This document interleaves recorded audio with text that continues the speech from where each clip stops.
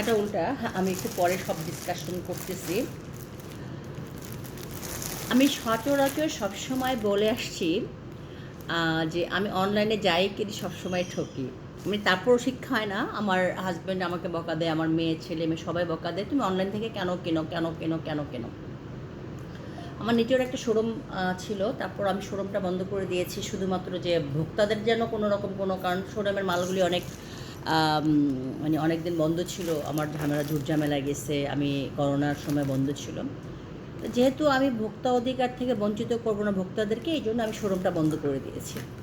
তো আমরা যারা মানে কাস্টমার আছে, আমরা তো আমাদেরকে তো ভোক্তা অধিকারের কাছেই আমি কমপ্লেন করতে চাই যে আমরা এইভাবে যে ঠকতেছি প্রতিনিয়ত থেকে অনলাইন শপিং করে, কারণ আমাদের আস্থার স্থল অনলাইন শপিং। হ্যাঁ, সবাই না, আমি অনেক ভালো ভালো জিনিসও কিনেছি, অনেক দামি দামি শাড়ি কিনেছি, যেটা নাকি কেনার পর আমি নিজেই বলেছি যে আমি অনেক জিতেছি, অনেক ভালো কিনেছি। হ্যাঁ, তো আমি যেহেতু অফিস থাকি, আমি অনেক সময় দেখে শুনে কিনতে পারি না। মনে করেন যে আমি হয়তো একটা অর্ডার দিয়ে ফেলেছি ফিলিংসে, রাত্রে ভিডিও দেখতে দেখতে আমার আমার হয়তো লাইক পছন্দ হয়েছে, আমি অর্ডার দিয়ে ফেলেছি। তো এরকমই শপিং জোন বেরি থেকে একটা কাপড় অর্ডার দিয়েছি। দেখেন কাপড়টা আমাকে আমার কাজের মানে আমার হেল্প হ্যান্ড যারা, তারা ভিডিও করে দেখাইছে। আমি ওদেরকে জিজ্ঞেস করলাম কেমন, তো ওরা তো আর বুঝে না, ওরা যা কিনে সেটাই তো বলবে ভালো, ওরা এই টাইপেরই কিনে। আচ্ছা, এটার দাম ছিল 1730 টাকা।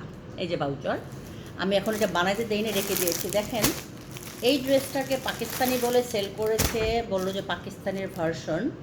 এই যে একটা জামার প্রিন্ট, মানে একবার ধোয়ার দেওয়ার পরে হয়তো বা হয়ে যাবে। ওনাটা নিয়ে আমি কিছু বলতে চাই না, সাইজও ছোট। এই যে সালোয়ারের কাপড়টা, মানে আমি আমি তো যেহেতু অনেক কেনাকাটা করি, মার্কেট সম্পর্কে আমার আইডিয়া আছে। আমি চাঁদনি চক থেকে শুরু করে গাউসিয়া থেকে শুরু করে যখন বেশি শপিং করি, ভ্যারাইটি জায়গায় বছরে একবার হোক 5 বছরে যাওয়া হয়। এবং বিভিন্ন অনলাইন থেকে অনেক কাপড় কিনে, অনেক ভালো ভালো কিনে, কিন্তু এই কাপড়টা দেখেন ওরা 1730 টাকার কাপড় না এটা। হ্যাঁ, এই যে দেখেন কি ফালতু একটা কাপড় দিয়েছে, এটা আমি তো নিজে পরবো। এই যে এই কাজটা, এটা এরকম গজ কাপড় পাওয়া যায়। হ্যাঁ, এই গজ কাপড়টা সামনে দিয়ে পিছন দিক দিয়ে এটা দিয়ে, মানে কোনোভাবে 1700, মানে এটা সর্বোচ্চ 5 থেকে 700 টাকা হবে, 750 টাকা, এর বাইরে যাবে না। বাট এটার দাম 1730 টাকা হয়, বলেন এটা কি সম্ভব?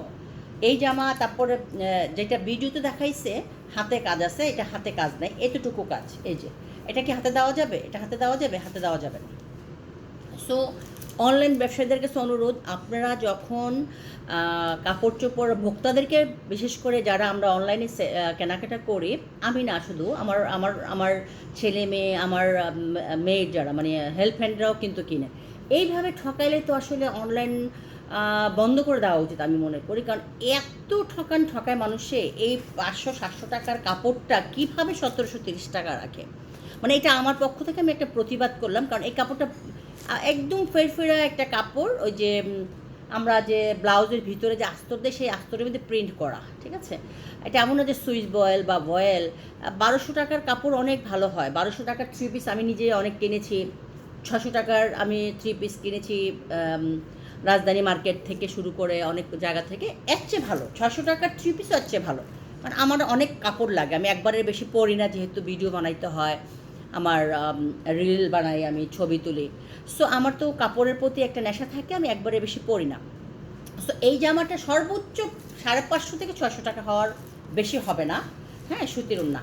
সো এই জামাটা যে আমাদের এই যে দোকানটা যারা আমাকে সেল করেছেন, এই যে এটা কি বুঝে শুনে ওনারা সেল করতেছেন? আমার তো মনে হয় এটা মানে সবাই না। এর আগে একটা দোকানে আমি বলছিলাম, আমাকে ব্লক করে দিচ্ছে। মানে যখনই আমি কোনো কমেন্টে যাই যে আপনাদের কাপড় ভালো না, ব্লক করে দেয়। এটা নর্মালি কেউ কাউকে খারাপ কমেন্ট করলে ব্লক করে দিবে, এটাই স্বাভাবিক। তো আমি এখানে কমেন্ট করি নাই, বাট ওরা ওয়েবসাইটে সেল করতেছে। আমি ওয়েবসাইট থেকে এটাকে দিয়েছিলাম, অর্ডার করেছিলাম, বাট আমি স্ক্রিনশটটা রেখে দিয়েছি। সো আমি আসলে এটা আমি সন্তুষ্ট না। আমার কাছে খুব খারাপ লেগেছে বলেই আমি এই ভিডিওটা বানিয়েছি। আমাকে ক্ষমা করবেন যদি আমার ভুল হয়ে থাকে। ব্যবসায়ীরা ব্যবসা করে খাক, উদ্যোক্তারা বড় উদ্যোক্তা হোক, সেটা আমি কামনা করি। কারণ কোনো কিছুর সাথে আসলে চিট করা যাবে না, প্রতারণা করা যাবে না।